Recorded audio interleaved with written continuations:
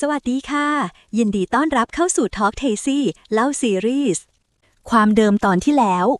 วันที่5เดือน5ซึ่งเชื่อว่าจะเกิดเหตุซ้ำขึ้นอีกครั้ง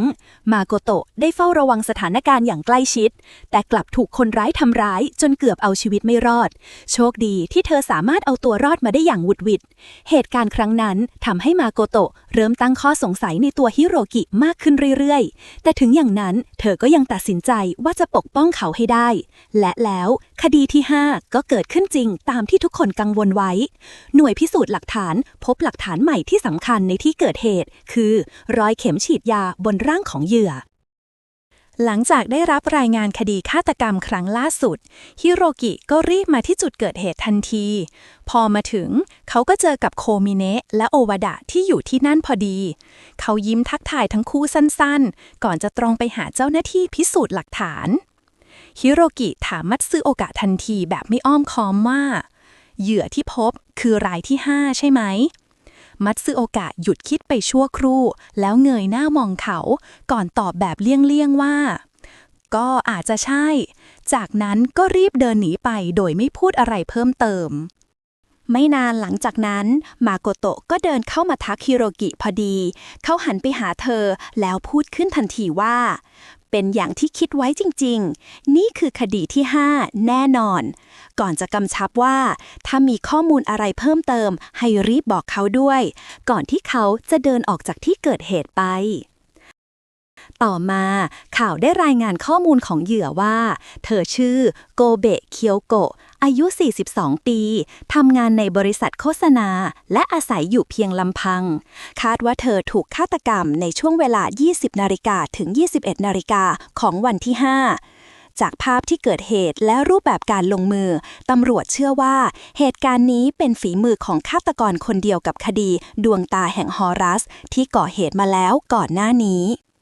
ทางด้านมาโกโตะแจ้งว่าผลตรวจพิสูจน์ออกมาแล้วว่า DNA ที่พบอยู่บนบาดแผลของเธอเป็น DNA เดียวกันกับผู้เสียชีวิตและจากการประเมินลักษณะบาดแผลที่มาโกโตะถูกทำร้ายความยาวจากข้อมือถึงข้อศอกอยู่ที่ประมาณ23เซนติเมตรทำให้คาดได้ว่าคนร้ายน่าจะมีความสูงไม่ต่ำกว่า175เซนติเมตรและมีความเป็นไปได้สูงว่าจะเป็นผู้ชายตั้งแต่เกิดเรื่องขึ้นฮิโรกิก็มาส่งมาโกโตะถึงบ้านทุกวันมาโกโตะรู้สึกเกรงใจและบอกว่าไม่อยากให้เขาลำบากมาส่งแต่ฮิโรกิก็ยืนยันว่าบ้านของเธอกับบ้านของเขาอยู่ทางเดียวกันไม่ได้เป็นภาระอะไรเลย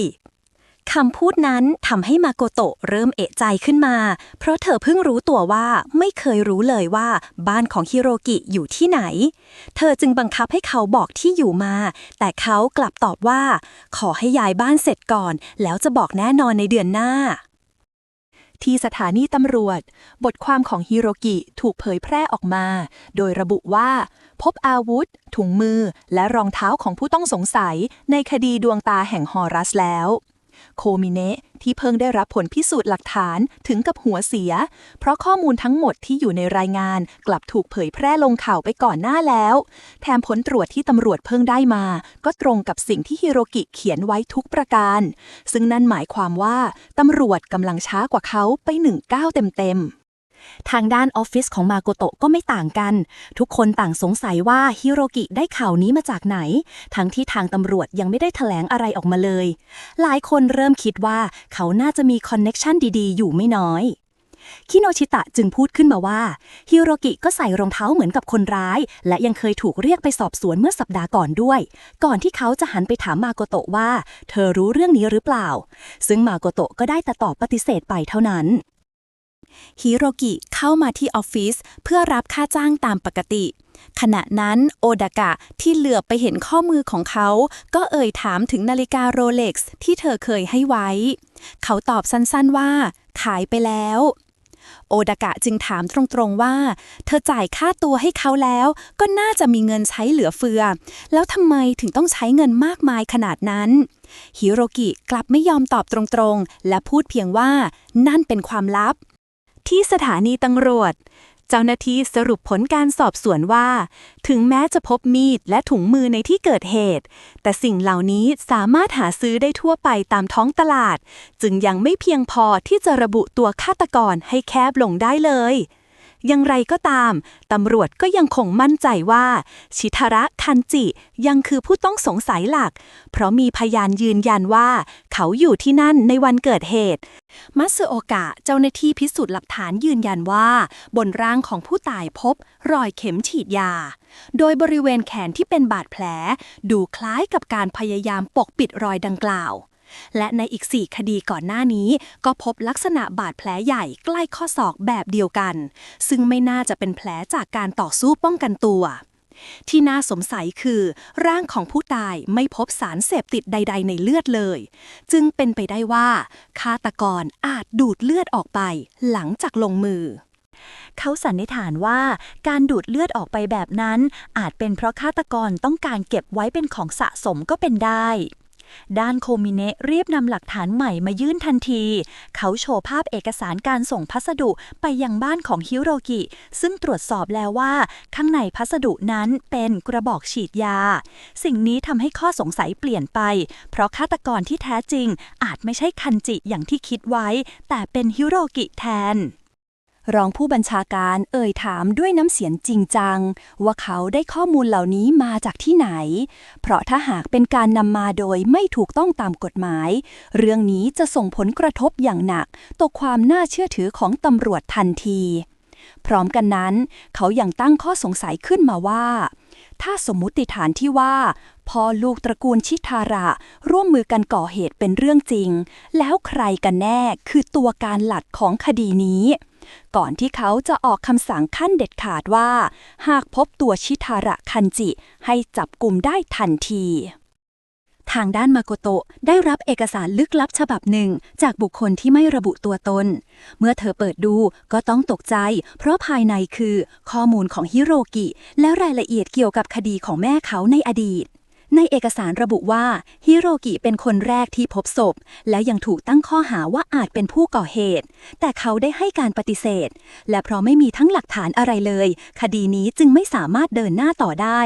กระทั่งชิทาระคันจิสามีที่แยกกันอยู่ของผู้ตายออกมารับสารภาพและอาวุธที่ใช้ก็ตรงกับของกลางในคดีทำให้ข้อกล่าวหาทั้งหมดตกไปจากฮิโรกิก่อนที่สายตาของมาโกโตะจะสะดุดกับที่อยู่บ้านของฮิโรกิที่ระบุอยู่ในเอกสารนั้น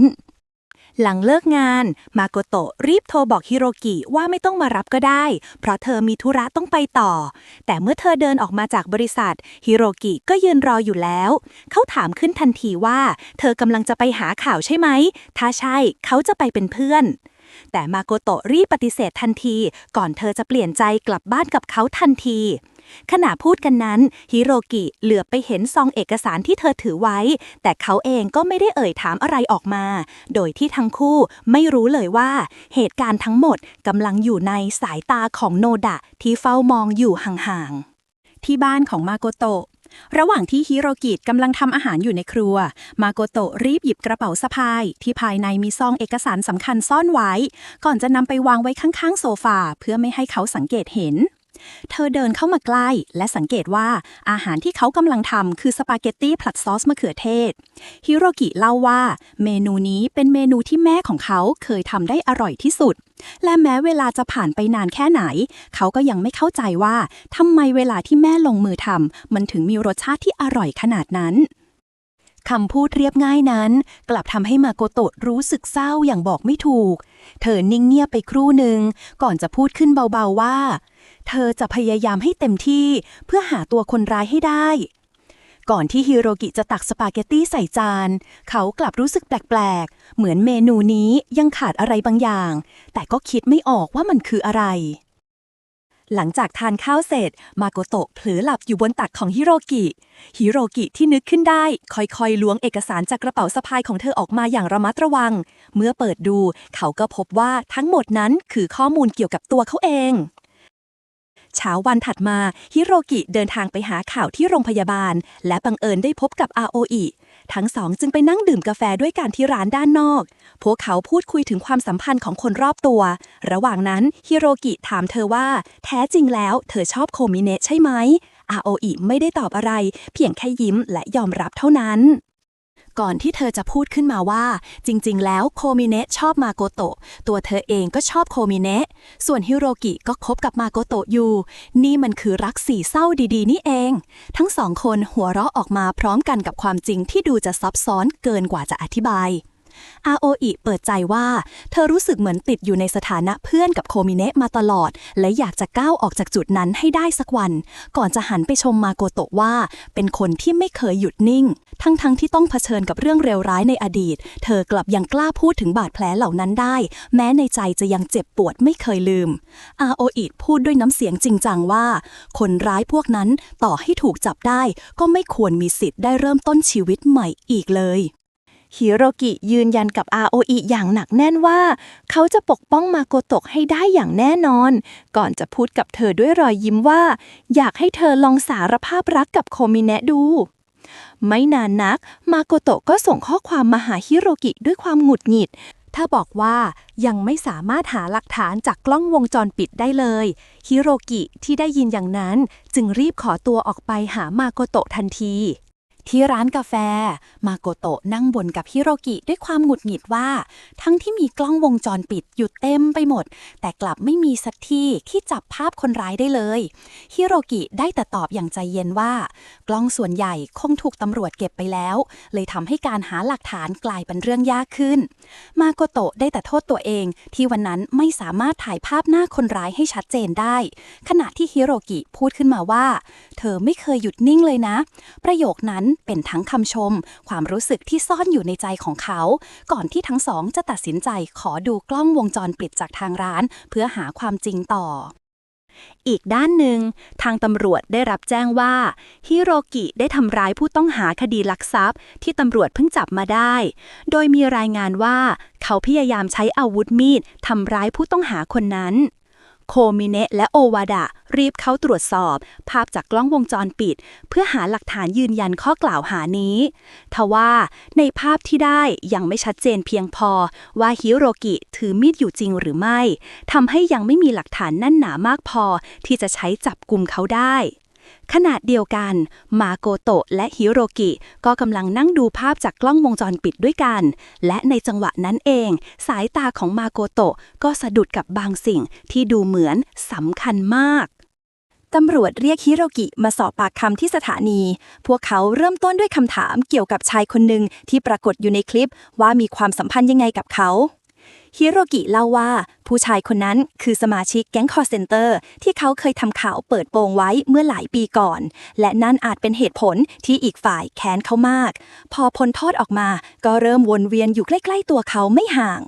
โอวาดะแสดงความสงสัยขึ้นมาว่าฮิโรกิอาจรู้ตำแหน่งของกล้องวงจรปิดอยู่แล้วและในมือของเขาก็อาจถือมีดจริงๆก็ได้แต่ฮิโรกิรีบปฏิเสธทันทีพร้อมยืนยันว่าเป้าหมายของคนร้ายน่าจะเป็นมาโกโตะมากกว่าตัวเขาเองเพราะก่อนหน้านั้นเขาเห็นคนที่มีท่าทีต้องสงสัยแอบติดตามมาโกโตะอยู่ห่างๆและคิดว่าคนนั้นอาจพยายามทำร้ายเธอเพื่อแก้แค้นเขาก็เป็นได้ก่อนจบการสอบสวนโอวาดะถามขึ้นว่าช่วงนี้เขาได้เจอกับพ่อบ้างไหม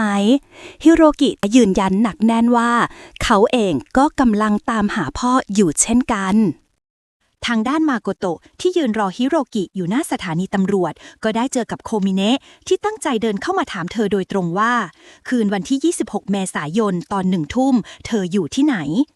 มาโกโตะตอบทันทีว่าเธอไปทำข่าวแล้วก็แจกใบปลิวในย่านที่เกิดเหตุซึ่งตรงกับวันและเวลาที่เขาสงสัยถึงแม้โคมิเนะจะรู้ดีว่าฮิโรกิพูดความจริงแต่ลึกๆแล้วเขาก็ยังไม่ไว้วางใจและยังคงคิดว่าฮิโรกิอาจเป็นฆาตกรในคดีเมื่อ10 ปีก่อนอยู่ดี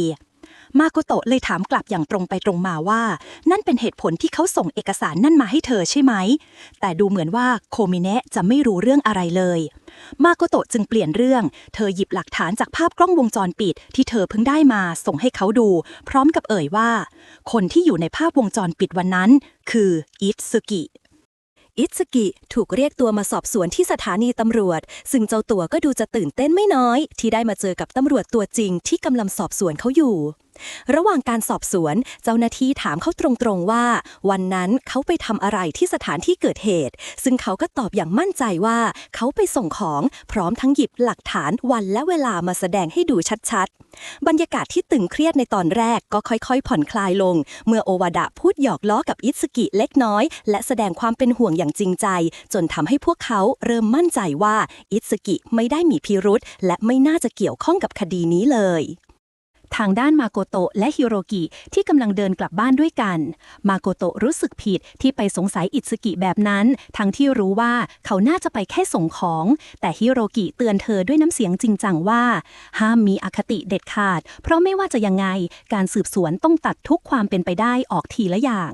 มาโกโตะเงียบไปครู่หนึ่งก่อนจะถามเขาตรงๆว่าเกิดเรื่องอะไรขึ้นกันแน่ฮิโรกิจึงเล่าให้ฟังเพียงสั้นๆว่าเขาถูกคนที่เคยสัมภาษณ์มาก่อนกลับมาแก้แค้นและยอมรับว่าก่อนหน้านี้พวกเขาเคยมีเรื่องกันมาก่อนแล้วสักพักแม่ของยูริโกะเหยื่อรายที่4ที่พวกเขาเคยไปสัมภาษณ์ถึงบ้านเธอโทรเข้ามาหามาโกโตะด้วยน้ำเสียงเต็มไปด้วยความห่วงใยเธอบอกว่าได้ดูข่าวแล้วและรู้สึกโล่งใจที่มาโกโตะปลอดภัยก่อนจะกล่าวขอบคุณจากใจและเสนอให้เธอนำบทสัมภาษณ์คราวก่อนมาใช้ช่วยในคดีนี้ได้เลยเธอยังขอโทษที่ตอนนั้นเผลอแสดงอารมณ์ใส่ทีมข่าวและพูดถึงฮิโรกิว่าจดหมายที่เขาเขียนส่งมาเพื่อถ่ายทอดความรู้สึกแทนครอบครัวนั้นช่วยเยียวยาจิตใจพวกเธอได้มากจริงๆมาโกโตะจึงบอกปลายสายว่าตอนนี้เธอกำลังอยู่กับฮิโรกิก่อนจะยื่นโทรศัพท์ให้เขารับสายฮิโรกิพูดตอบกลับไปอย่างสุภาพและจริงใจซึ่งทำให้มาโกโตะได้เห็นอีกด้านหนึ่งของเขาด้านที่คอยช่วยเหลือผู้อื่นอยู่เงียบๆและอยู่เบื้องหลังมาตลอดทางด้านโคมิเนะได้รับสายจากอาโออิที่โทรมาชวนเขาไปทานข้าวด้วยกันระหว่างการสนทนาโคมิเนะเปิดใจว่าเขารู้สึกเป็นห่วงมาโกโตะเพราะเธอไว้ใจฮิโรกิมากเกินไปความกังวลนั้นทำให้อาโออิถึงกับหัวเราะเบาๆและเอ่ยแซวว่าเขาอาจจะหึงมาโกโตะอยู่ก็เป็นได้อาโออิพูดอย่างตรงไปตรงมาว่าหากเขาไม่ริบสารภาพความรู้สึกของตัวเองกับมาโกโตะเธอก็ไม่มีวันรู้ใจของเขาเลยแต่ถึงอย่างนั้นโคมิเนะก็ยังคงลังเลเพราะในตอนนี้มาโกโตะดูเหมือนจะมองเห็นเพียงแค่ฮิโรกิเท่านั้นสุดท้ายทั้งคู่ก็ไม่ได้ไปทานข้าวด้วยกันตามที่ตั้งใจไว้ซึ่งทำให้อาโออิรู้สึกผิดหวังอยู่ไม่น้อยอาโออิบังเอิญพบกับโทโกะอดีตแฟนของฮิโรกิโทโกะเอ่ยถามเธอด้วยน้ำเสียงเรียบเฉยแต่แฝงความกดดันว่าเธอได้บอกเรื่องความน่ากลัวของฮิโรกิให้แฟนคนปัจจุบันของเขารู้หรือยังคำถามนั้นทำให้อาโออิชะงักไปครู่หนึ่งก่อนจะตอบกลับไปอย่างตรงไปตรงมาว่าเธอลืมไปและยังไม่ได้บอกเรื่องนั้นเลยมาโกโตะได้รับข้อความจากคิโนชิตะแจ้งว่าบนร่างของเหยื่อรายที่5พบรอยเข็มฉีดยาและมีความเป็นไปได้ว่าฆาตกรอาจดูดเลือดเหยื่อไปเพื่อเป็นของสะสมข้อมูลดังกล่าวสร้างความประหลาดใจให้กับเธออย่างมากในอีกมุมหนึ่งที่ร้านกาแฟฮิโรกิได้ยื่นเงินจำนวนมากกับพนักงานร้านพร้อมตั้งเงื่อนไขว่าห้ามเปิดเผยกับใครว่าเขาเป็นคนที่พบคลิปนั้นก่อนซึ่งดูเหมือนเขาจะพยายามปกปิดบางสิ่งเอาไว้คืนนั้นมาโกโตะนัดพบอาโออิที่บ้านระหว่างการพูดคุยเธอสอบถามเกี่ยวกับการเจาะเลือดว่าหากไม่ใช่แพทย์หรือพยาบาลแล้วจะสามารถทำได้ไหมอาโออิให้คำตอบอย่างหนักแน่นว่าตามหลักแล้วไม่ควรทำโดยเด็ดขาดท่าทางของเธอในตอนนั้นดูเหมือนกำลังลังเลที่จะเปิดเผยบางอย่างกับมาโกโตะวันถัดมามาโกโตะเดินทางไปยังโรงพยาบาลเพื่อพบโทโกะหญิงสาวเล่าเรื่องในอดีตให้ฟังว่าเมื่อ10 ปีก่อนตอนที่เธอกับฮิโรกิคบหากันอยู่และเขาทำงานพิเศษที่โรงพยาบาลเธอเคยให้เขาช่วยฝึกเจาะเลือดซึ่งในตอนนั้นดูเหมือนเรื่องธรรมดาแต่ความหมกมุ่นที่เขามีต่อการฝึกฝนจนเชี่ยวชาญกลับทำให้มันดูน่าสงสัยขึ้นมาเมื่อมาโกโตะถามถึงสาเหตุที่ทั้งสองเลิกรากันโทโกะตอบว่าอยู่ฮิโรกิก็หายตัวไปอย่างไร้ร่องรอยและเมื่อได้ยินข่าวอีกครั้งเขาก็กลายเป็นโฮสต์ที่โด่งดังในย่านคาบุกิโจแล้วก่อนจากกันโทโกะได้เตือนให้มาโกโตะระวังตัวเพราะหากเธอยังคงจมอยู่กับฮิโรกิมากเกินไปมันอาจเป็นอันตรายต่อเธอเองก่อนที่มาโกโตะจะกลับอาโออิบอกกับเธอว่าฮิโรกิมองมาโกโตะเป็นคนสำคัญมากและสำหรับอาโออิเองก็เช่นกันเธอเตือนให้มาโกโตะลองทบทวนดูอีกครั้งว่าฮิโรกิเป็นคนที่ไว้ใจได้จริงไหม คำพูดนั้นทำให้มาโกโตะรู้สึกถึงความไม่แน่ใจที่ค่อยๆก่อตัวขึ้นก่อนจะแยกกันมาโกโตะขอให้อาโออิเก็บเรื่องทั้งหมดไว้เป็นความลับห้ามบอกกับโคมิเนะโดยเด็ดขาดมาโกโตะตัดสินใจสืบหาความจริงเกี่ยวกับอดีตของฮิโรกิโดยเริ่มจากการไปที่โฮสต์คลับที่เขาเคยทำงานเมื่อหลายปีก่อนที่นั่นเธอได้รู้ว่าในตอนนั้นเขาใช้ชื่อว่าฮิคารุเจ้าของคลับเล่าว่าฮิโรกิเป็นคนที่คลั่งไคล้เงินอย่างมากและพร้อมจะทำทุกวิถีทางเพื่อให้ได้มันมาแม้กระทั่งการก้าวข้ามกติกาที่ไม่ควรละเมิดในวงการโฮสต์แต่สิ่งที่น่าสงสัยคือเขากลับทำงานได้ไม่ถึง1 ปีก็หายตัวไปอย่างไร้ร่องรอยก่อนจะได้ยินข่าวว่าเขาไปทำงานให้กับโอดากะจากนิตยสารชื่อดังชูคังชินริวลูกค้าคนหนึ่งที่เคยสนิทกับฮิโรกิยังเล่าให้ฟังว่าเธอเคยถูกเขาขอเลือดตรงๆต่อหน้าและที่น่าตกใจกว่านั้นคือเขาเตรียมอุปกรณ์เจาะเลือดมาเองราวกับพร้อมจะลงมืออยู่แล้วเหตุการณ์นั้นทำให้เธอรู้สึกขนลุกและหวาดกลัวอย่างบอกไม่ถูกขณะเดียวกันที่ออฟฟิศทีมข่าวของมาโกโตะยังไม่มีเบาะแสใหม่เกี่ยวกับคดีมีเพียงข้อมูลที่บอกว่าผู้เสียชีวิตเคยรังแกเพื่อนร่วมชั้นสมัยมัธยมต้นคิโนชิตะมองว่าเรื่องที่เกิดขึ้นเมื่อกว่า30 ปีก่อนไม่น่าจะเกี่ยวข้องเพราะตอนนี้เหยื่อก็อายุถึง42 ปีแล้วแต่โนดะกลับเห็นต่างเขาเชื่อว่าอดีตไม่มีวันหายไปต่อให้ใครจะเปลี่ยนตัวเองให้กลายเป็นคนดีแล้วก็ตามมาโกโตะเริ่มรู้สึกอารมณ์ขึ้นหลังจากได้ยินความเห็นของโนดะเพราะลึกๆแล้วเธอเองก็อยากเชื่อว่าอดีตกับปัจจุบันสามารถแยกออกจากกันได้แต่ความสงสัยที่ก่อตัวขึ้นเกี่ยวกับอดีตของฮิโรกิก็ทำให้เธอไม่อาจนิ่งเฉยเธอรีบลุกออกจากออฟฟิศทันทีแล้วโทรหาฮิโรกิพร้อมบอกว่าคืนนี้เธอจะค้างที่ทำงานและไม่ต้องมารับฮิโรกิตอบกลับด้วยน้ำเสียงเป็นปกติก่อนจะเล่าเรื่องสปาเกตตี้ในซอสมะเขือเทศที่เขาเคยทำให้เธอเขาจำได้ว่าแม่ของเขาเคยใส่มายองเนสลงไปด้วยพร้อมพูดติดตลกชวนเธอมากินอีกครั้งหลังจบงานนี้บทสนทนาที่ดูธรรมดาและอบอุ่นนั้นทำให้มาโกโตะรู้สึกสับสนยิ่งกว่าเดิมก่อนที่ทั้งคู่จะวางสายกันไปแต่ทันทีที่วางสายเธอกลับไม่ยอมกลับไปที่ออฟฟิศอย่างที่พูดไว้กลับกันมาโกโตะตรงไปยังอพาร์ตเมนต์ของฮิโรกิตามที่อยู่ที่ได้มาจากเอกสารก่อนหน้าเธออ้างกับเจ้าหน้าที่ว่ามาเอาของที่เพื่อนลืมไว้เจ้าหน้าที่จำเธอได้จากรายการทีวีจึงยอมให้เธอเข้าไปโดยไม่ตั้งข้อสงสัยเมื่อเข้าไปในห้องของเขาความรู้สึกหนักอึ้งและความสับสนก็เข้ามาแทนที่เธอเริ่มค้นทุกซอกทุกมุมทั้งถังขยะกองเอกสารและสิ่งของต่างๆในห้องเพื่อหาความจริงที่อาจซ่อนอยู่กระทั่งเดินเข้าไปในครัวเธอก็ยังคงค้นหาอย่างละเอียดก่อนจะถอนหายใจยาวด้วยความโล่งใจที่ดูเหมือนจะไม่พบอะไรผิดปกติในเวลาเดียวกันฮิโรกิก็กำลังเดินทางกลับบ้านและใกล้จะถึงแล้วมาโกโตะรีบเดินไปเปิดตู้เย็นเป็นจุดสุดท้ายที่ยังไม่ได้ดูแต่ทันทีที่ประตูตู้เย็นเปิดออกสิ่งที่อยู่ตรงหน้าคือถุงเลือด2 ถุงที่ถูกเก็บไว้ภายในนั้นยังไม่ทันได้ตั้งสติประตูตู้เย็นก็ปิดลงทันทีมาโกโตะหันหลังกลับไปมองก่อนจะเห็นหญิงสาวคนหนึ่งยืนอยู่ด้านหลังเธอถามมาโกโตะด้วยน้ำเสียงเย็นว่ามาทำอะไรที่นี่คดีดูเหมือนจะยิ่งซับซ้อนขึ้นทุกทีและเงื่อนงำใหม่ก็อาจพาเราไปใกล้ความจริงมากกว่าที่คิด